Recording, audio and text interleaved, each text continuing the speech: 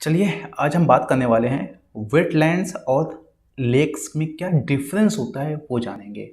Wetland को हिंदी में बोलते हैं आर्द्र भूमि। ठीक है, बहुत आज इसमें आप इसके बारे में आप बहुत आगे पढ़ेंगे, काफ़ी कुछ मिलने वाला है और इम्पॉर्टेंट भी है। और लेक को बोलते हैं झील।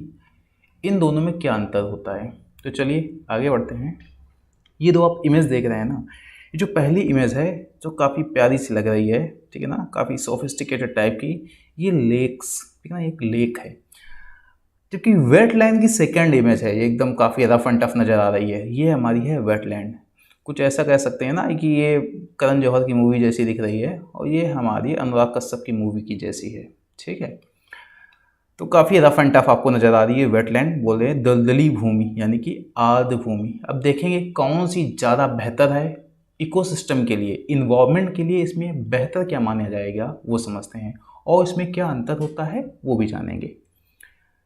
तो पहली चीज़, from the view point of ecosystem and biodiversity, ठीक है ना, जैव विविधता के पॉइंट ऑफ व्यू से लेक्स उतनी इम्पॉर्टेंट नहीं होती जितनी कि हमारी वेटलैंड होती हैं, यानी कि इन्वायरमेंट की दृष्टि से इसका महत्व बहुत ज़्यादा है इस लेक से।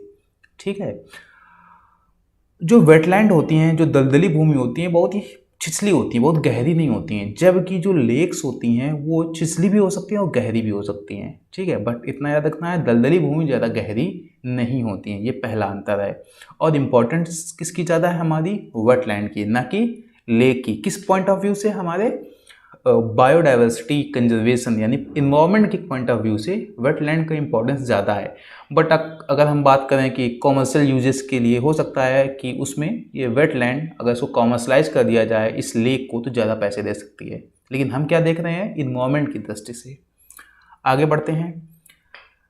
नेशनल लेक कंजर्वेशन प्रोग्राम ने जो लेक को डिफाइन किया है कुछ इस तरीके से कि ये स्टैंडिंग वाटर बॉडी है, यानी वाटर इसमें फ्लो नहीं होता है, भरा होता है, और लगभग इनकी मिनिमम जो गहराई 3 मीटर होनी चाहिए और उसका आकार लगभग 10 हेक्टेयर, समझ गए ना, 10 हेक्टेयर में फैली हुई होनी चाहिए, गहराई कम से कम 3 मीटर होनी चाहिए, उसको हम बोल देंगे लेक। लेकिन नो और वेरी लिटिल एक्वेटिक वेजिटेशन, यानी उसमें बहुत ज़्यादा हरी भरी घास खूब ना फैली हो। ठीक है ना, आगे ऐसा है ना, बहुत जली पौधे उसके अंदर खूब घेरे हैं, बहुत ज़्यादा हैं, तो वो आपको लेक्स की कैटेगरी नहीं आएगी। तो हो सकता है वो वेटलैंड की कैटेगरी में चली जाए कि अगर बहुत ज़्यादा उसमें जली पौधे हैं तो यहाँ पे क्या है, नो और वेरी लिटिल एक्वेटिक वेजिटेशन। तो 3 कंडीशन है। पहला तो स्टैंडिंग वाटर बॉडीज यानी ठहरा हुआ जल होना चाहिए, गहराई मिनिमम 3 मीटर होनी चाहिए, आकार लगभग 10 हेक्टेयर, लगभग उससे ज़्यादा होना चाहिए,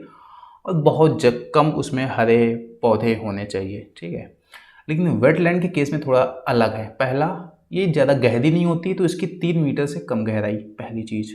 ठीक है, दूसरा, पोषक तत्व बहुत ज़्यादा होने चाहिए। अगर जब पोषक तत्व ज़्यादा होंगे तो बहुत ज़्यादा एक्वेटिक जली पौधे बहुत ज़्यादा मिलेंगे। ठीक है ना, माइक्रोफाइट समझ रहे हो ना, माइक्रोफाइट उनको बोलते हैं जो आप किसी वाटर बॉडी में देखो, तालाब में देखो, तो बहुत अगर पौधे दिख, ऐसे पौधे जो दिख रहे हैं उस वाटर बॉडी में, ठीक है ना, तो उनको माइक्रो, यानी आपको नंगी आंखों से अगर आप उनको देख पा रहे हैं जली वातावरण में किन्हीं पौधों को, तैरते हुए पौधों को, उनको बोलेंगे माइक्रोफाइट।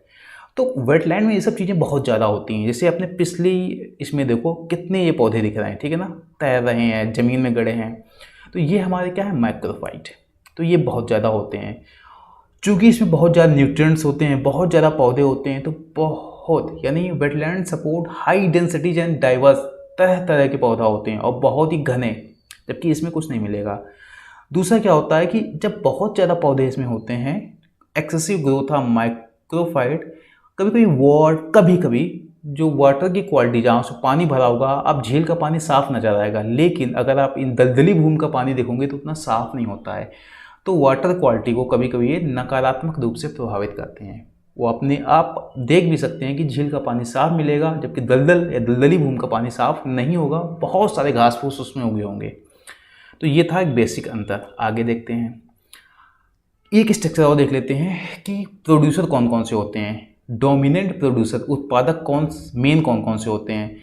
तो लेक में फाइटोप्लैंक्टन होते हैं। प्लैंक्टन की इमेज मैंने एक वीडियो बनाया है बायोटिक कंपोनेंट्स के बारे में, वहाँ आप देख सकते हैं ये क्या होते हैं, जलीय वातावरण में ऐसे जीव जो अपना भोजन स्वयं बनाते हैं और इनको मोस्टली माइक्रोस्कोप से ही देख सकते हैं, उनको बोलेंगे हम लोग प्लैंकटन, ठीक है ना। तो फाइटो बोले तो जो अपना भोजन स्वयं बनाते हैं, ये होते हैं मेनली डोमिनेंट प्रोड्यूसर, ये उत्पादन का काम करते हैं किसमें, झील में। लेकिन दलदली भूमि में आपको ऐसे पौधे मिलेंगे जो दिख रहे होंगे दूर से कि हाँ ये पौधे हैं इन दलदली भूमि में, वो यानी कि उनको बोलते हैं माइक्रोफाइट्स।